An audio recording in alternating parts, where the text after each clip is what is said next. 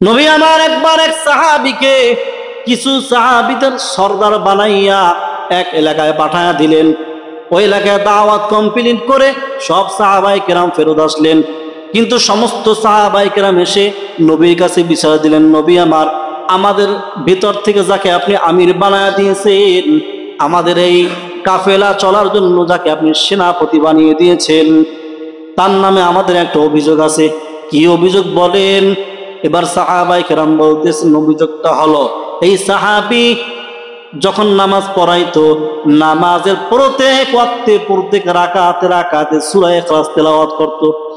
সূরা ইখলাস তেলাওয়াত ছাড়া কোনো নামাজ তিনি পড়াইতেন না।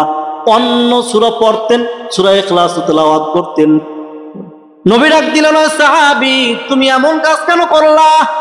প্রত্যেক রাকাতে সূরা ইখলাসের তেলাওয়াত কেন করো? সাহাবী বলেন, নবী আমার, এই সূরা ইখলাস আমার আল্লাহ তাআলার শানের সূরা, এই সূরাকে আমি বড় মহব্বত করি, বড় ভালোবাসি।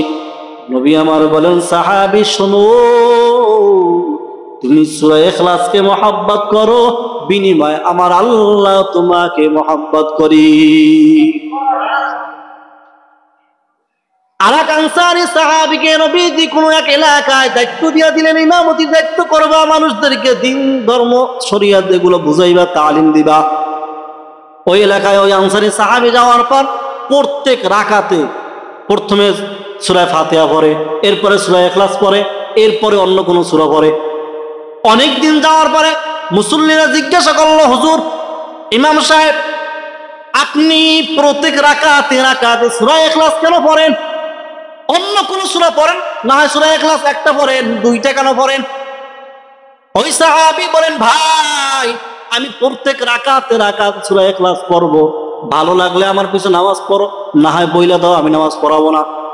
সবাই চিন্তা করলো, এর মতো দামি ব্যক্তি তো আমাদের এলাকায় আর নাই, কার পিছনে আমরা নামাজ পড়বো? তার পিছনে সবাই নামাজ পড়তে লাগলেন। কিছুদিন পর নবী যখন ওই এলাকায় গেলেন, সবাই বিচার দিল, নবী আমার, এই আনসারী সাহাবী এই কাজ করেছে। আনসারী সাহাবীকে ডাকা হলো। ওই আনসারী সাহাবী বলে,